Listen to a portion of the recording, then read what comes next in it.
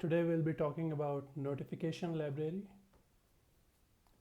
Okay, let's start with the clarifications. Before talking about clarification, let me clear our definition of notification library so we are on the same page. So basically, this is a center gateway for all the notifications. All the notification as in the local notification as well as remote notification. Local notification can be reminder notifications or any attachment download notifications, and the remote one is could be Firebase cloud messaging. So let me draw a simple diagram. So let's say we have a different notification events. It will go to the notification library,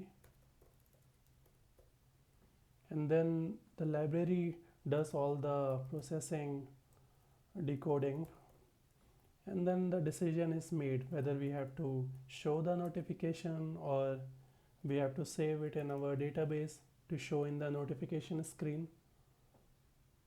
That could be one of the functional requirement, or maybe we have to track it for analytic purpose, or we have to suppress it. We don't need to show it. Okay, so mainly notification library is doing all the processing, decoding, and taking a decision of whether to show or not, and all the other things like saving it into database or tracking purpose. Now in the clarification, maybe we can, first question we can ask whether this library is for our internal team or it's kind of SDK. SDK is also a basically collection of libraries, but if it is a SDK, it needs more better handling. You need to write documentation, you need to provide mitigation strategy, and the backward compatibility. There should be a proper naming because SDK might be used by external vendors as well. And you might also need to provide a sample apps as well, like in the case of Firebase SDK. So yeah, we can say, is it for internal team or external, or it's a SDK, proper SDK. Second question we can ask, do we need analytics? So analytic is basically for tracking the delivery rate, or maybe user has opened it, or they are closing the notification without even opening it, or maybe they are marking as read there only without opening it. So we can say, do we need analytics for tracking delivery rate, maybe open, close, all those kind of stuff. Third, we can take a clarification of, do we need multiple sources? So there could be multiple sources, like I said before. There could be a notification from remote as well as local. Local could be attachment download or a reminder, or it could be calendar. Anything can be possible. And remote Firebase, or if you have your own server.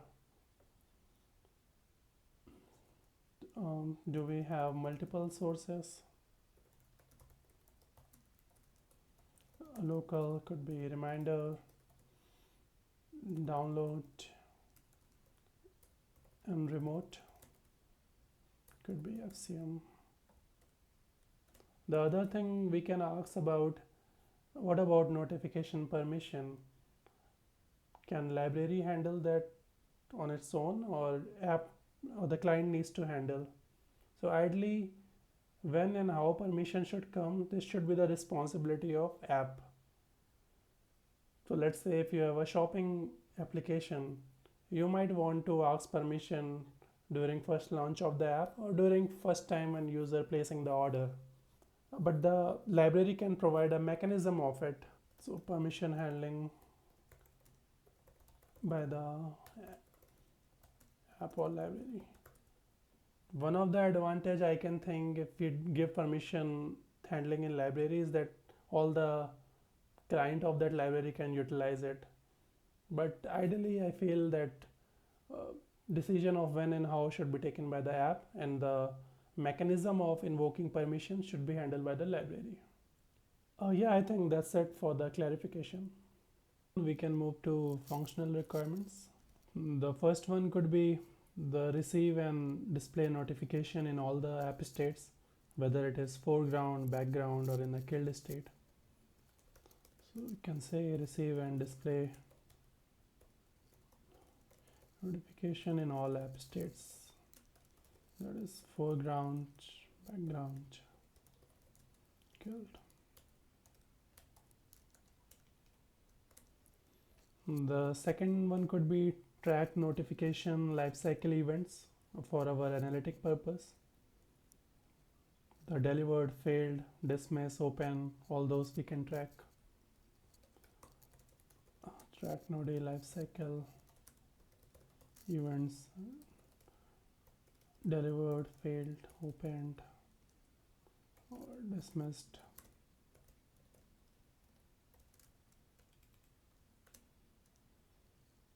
Third one could be handle deep linking.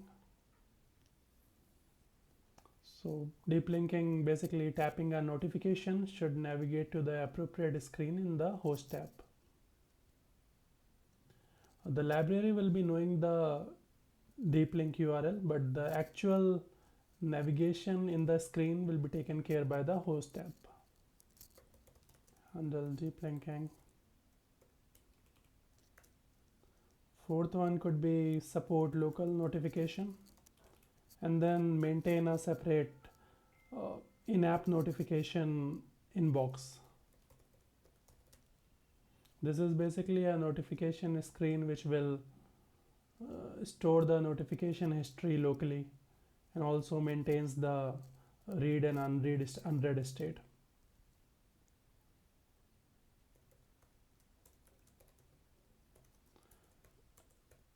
Notification inbox. Yeah, I think for now we'll keep this 5 for our functional requirements. Let's talk about the non-functional requirements.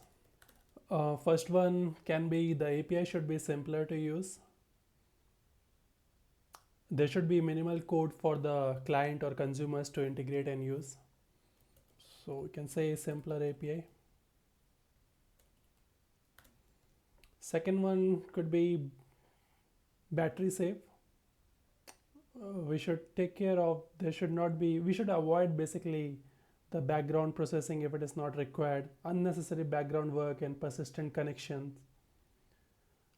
Use Android background mechanism appropriately. You can say battery safe. Third one can be reliable. Yeah, so we should take care of, there should not be any notification lost, or there should not be any duplicate notification.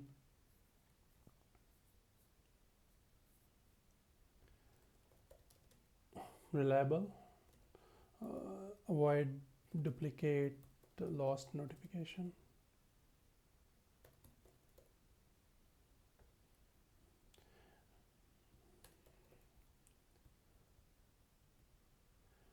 Fourth one could be thread safe. So if multiple component in the client are trying to access library, there should not be any corrupt share state or race condition. The other one could be OS complexity. So ideally library should take care of handling the Android notification permissions complexities. I mean, you must be knowing that after Android 13, the way of handling notification is different. We have channels as well. So all this should be taken care by the library. So none of the library consumer has to deal with that. The next one could be minimal footprint. This is basically the library should be less in size so that it should not increase the overall app size.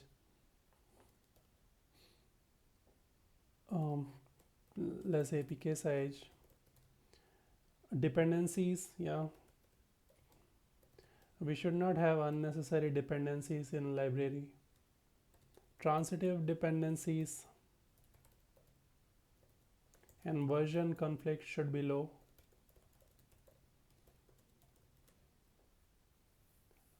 So imagine if library is also using retrofit some version, an app is using some other version of retrofit, then Gradle needs to resolve this, and it could also lead to runtime failure. So library should need to take care of all these things.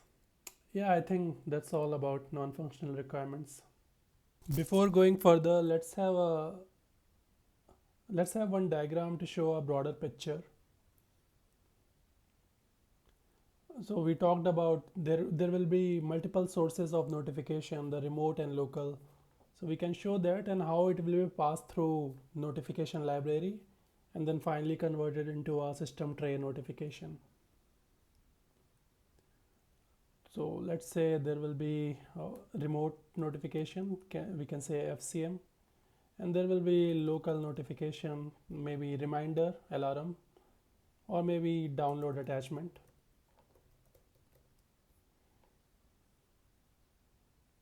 And then it will go to notification library, which will have its own notification dispatcher for doing all process decoding and all the decision, business logic decision, whether notification needs to be shown or not. I mean, this will be having a rules. Maybe we can write a rules over a arrow, and then finally show notification. This will be having some rules. Yeah, I think this is fine. Okay, now let's talk about the public APIs for consumers. So our first API could be the init, which will initialize the library in our application class. So this might contain all the library default level configurations. So it can have a notification icon, or whether we want to enable analytics or not. Context, and then we can use builder pattern.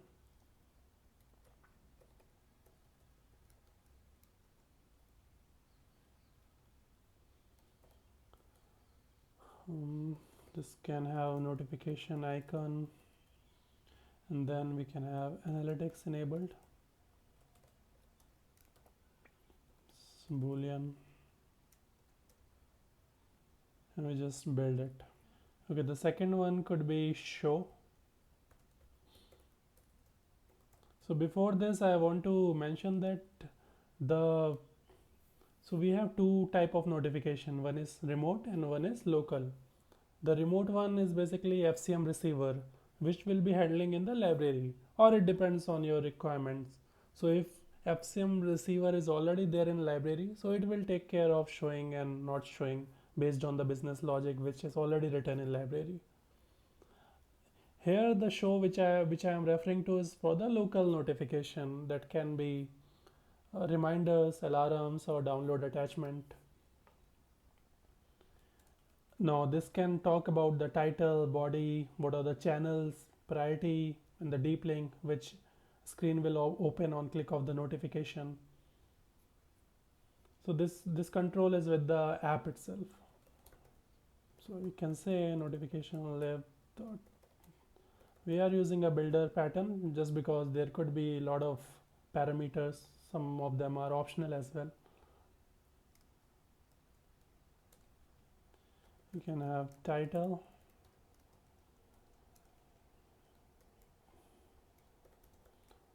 the body, channel type, let's say it could be messages or orders, and then priority, and then we can have deep link, and then just show. So after doing this, we need a return also, which can say us that whether this is accepted or rejected. Otherwise we won't be knowing that what happened to our notification. So the return type could be notification result, which can say whether it's accepted. Now accepted can have a multiple meaning, whether it's accepted for parsing and encoding, I mean library has accepted our notification, or it is something like whether user has already seen the notification. So for now let's keep it the library has accepted it, because there could be a notification like an alarm which might has to trigger at a later point of time. So accepted, which will have ID, because consumer needs to know the ID for cancellation or updation. That could be another API which we'll discuss after this. And then there could be, so this could be a sealed class in Android. Then rejected, this could have rejected because of permission, or maybe do not disturb is there, or could be feature gating. And then we can have cancel or update. Example, let's say if you have multiple orders, order is shipped, or order is out of delivery, or order is delayed. So those kind of thing you can take control on the app side if it is locally. I mean, order is, I don't think this is locally because server is controlling it, so library will take care of it. Any local notification, if you want to control, you can do this using these APIs. So we can say notification lib dot cancel ID. Yeah, I think we are good with public APIs. Okay, now let's talk about the remote push notification, that is FCM. So FCM basically has a two component. One is the notification and one is the data component. Here we have to use a data component because we need to customize the notification as per our need. And if you send it in a data format, it will land into your Firebase messaging receiver class, which you have in your library. So the structure would be pretty much like there will be data, and you can, it will be a JSON format. You can have title, body. If it is a order thing, you can have order ID, maybe deep link. So all those stuff will be there in data, and we can also draw a high level diagram how things will work. So let's say we'll be having backend, and then backend will send a notification through FCM. The token part we have missed out, but yeah, first time when user install the app, it will get some Firebase device ID. It has to register it to your backend, and then backend will be having a token. Through that, it will trigger FCM APIs.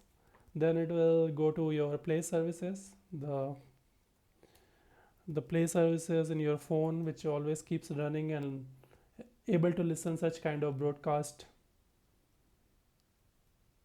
Then it will go to Firebase messaging service or receiver class, which you have written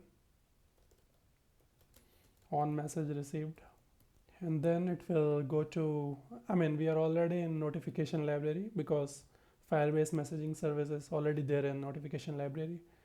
So now we'll be having a notification dispatcher where we'll be writing our all the rules and all, check our permission, whether we are eligible to go forward to show notification.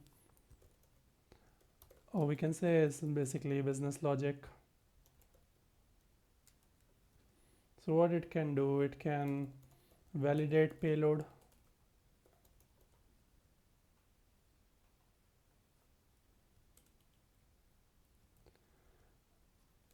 And irrespective of whether we have to show notification or not, we have to save in our DB at least, because we have a notification screen as well, which will be driven by this.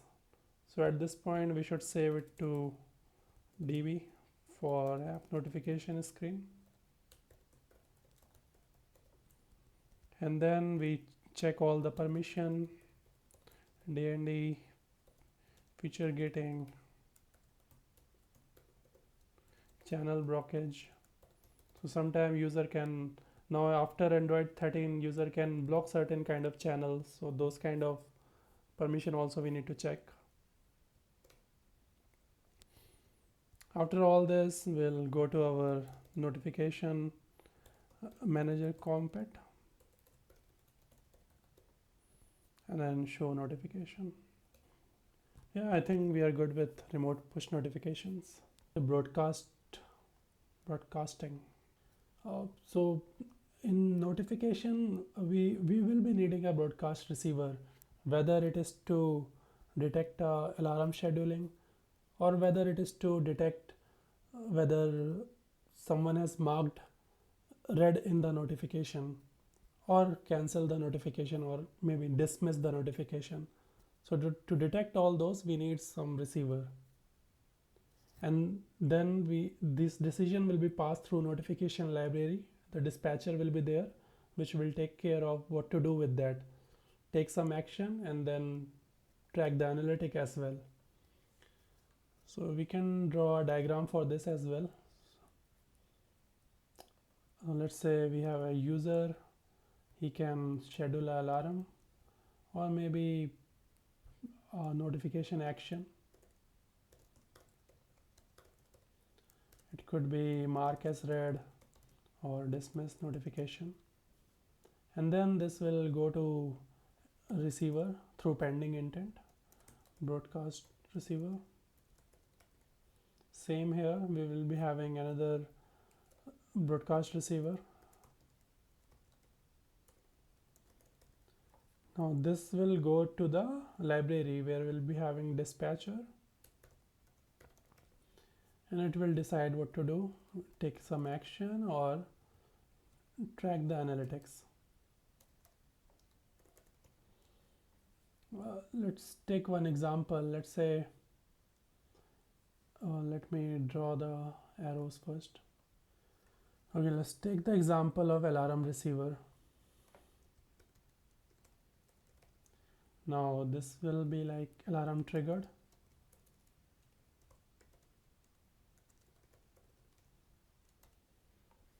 It will go to dispatcher, and then there will be action will be performed, maybe show notification, and track the analytics. So analytics could be notification displayed. The other example could be, let's say, the other thing, the mark as read, we talked about notification action. So this could be notification receiver, maybe mark as read or dismiss notification, and then it will go to dispatcher, and then maybe in our database we can mark the notification as read. In DB we can do this, and then analytics.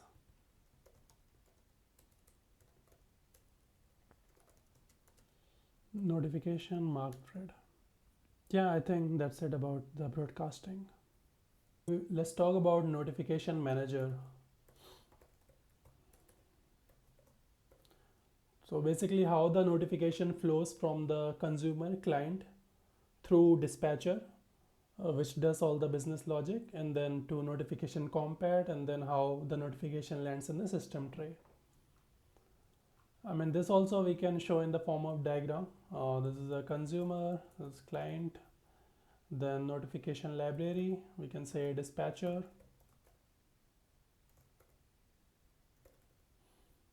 then what all business logic it does. It check whether the notification permission is enabled or not. That is for overall app as well as for this individual app as well. And then resolve the notification channel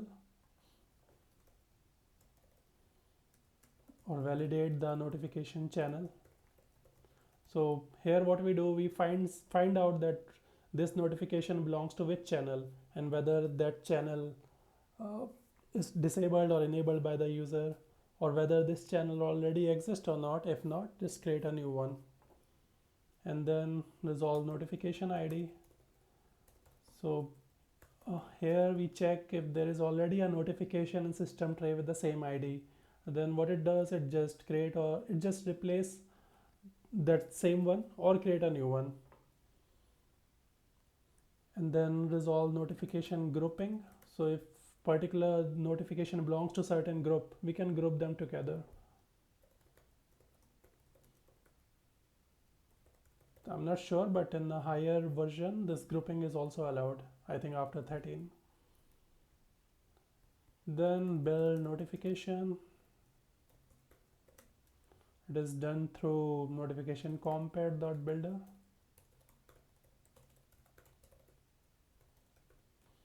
And then it goes to notification manager compat, then Android OS, and show to the user. Yeah, I think that's the overall picture, how the notification flows from client to the and get displaced to the user. All right, let's talk about the notification channel.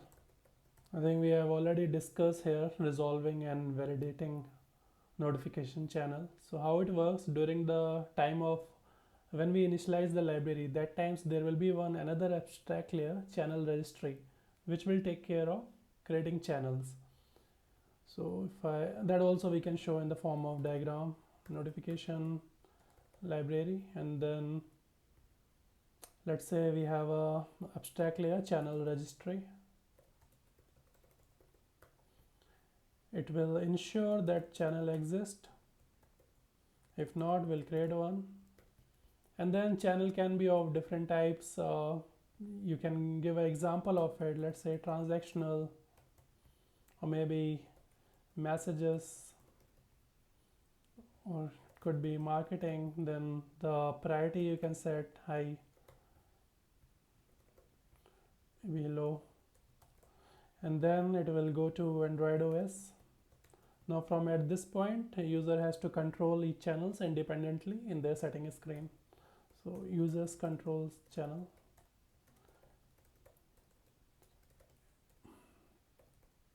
Independently. Yeah, I think that's it about the channels. Okay, let's talk about the analytics.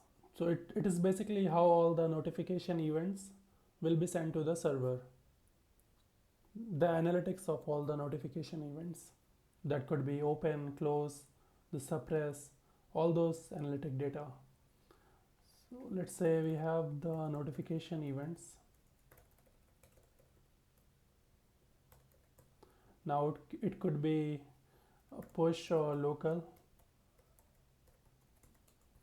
It could be scheduled one, like a reminder one, or it could be a suppressed. So why suppress? So there will be cases where the notification is off, channels are disabled. So in that case, we need to capture suppress analytic as well. Or maybe DND is enabled, feature gating is stopping notification to proceed further.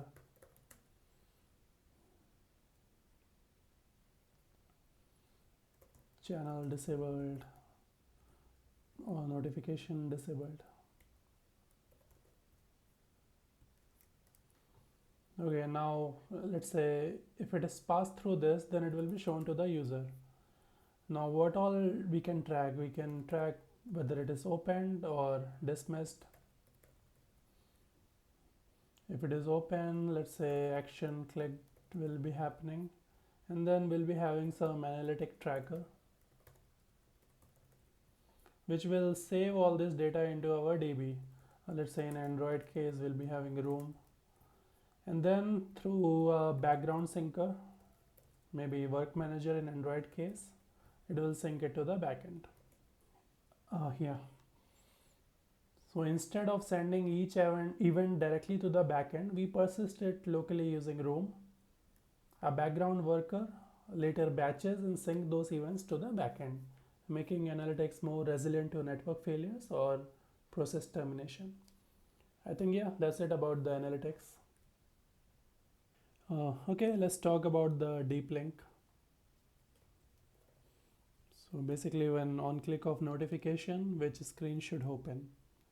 So let's say we have a notification on our system tray, then user taps on it. Then through pending intent, it decides where to go. And then there is a notification tap activity. Now we'll come to this, why we need this. separate activity. This is a library owned. I mean, we are doing all this in a library itself. So not all the consumer or client needs to worry about it. What it does basically, it parses the payloads and then analytics, marking node A as read, then validate the deep link. Okay, so after this, it just deep link, we have the deep link, then it goes to apps deep link handler.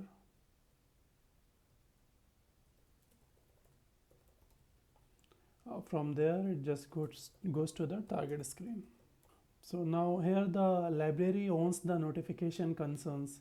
What notification was tapped, which notification ID, record the analytics, mark it as read, and extract the deep link, and handle any malformed notification data.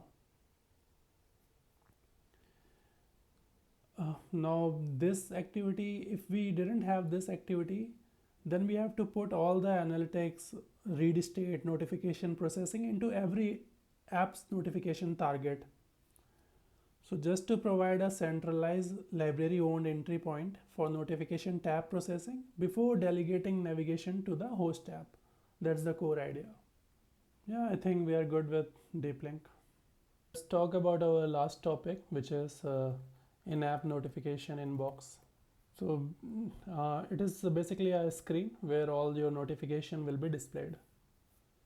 I mean, this screen, we are not doing it from the server. All the local triggered, all the notification which came to your phone from Firebase or locally generated, that will be saved into your notification screen. So let's say we have push, that could be FCM or local notification. It will go to notification library. And then there will be two separate tracks, one to show and one to save.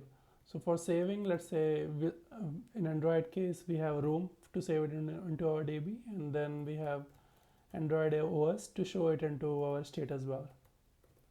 I'm not talking about here, I'm just skipping all the processing and all. So because we already talked about it. So once the data gets saved, our view model might be observing these things. We might be having some observer flow, and then we can show a unread count also. Yeah, so I think that's it about the showing the notification in the inbox screen. There might be certain kind of notification which we don't want to save it into our DB or show into screen. So for that, maybe we can have a notification payload as show in inbox is going to true or false. Our payload can decide whether it needs to be saved into DB or not to show in the specific screen. Yeah, I think we are good with this in-app notification inbox. That's it for this video. Hope you find it useful. Thanks for watching, and I'll see you in the next one.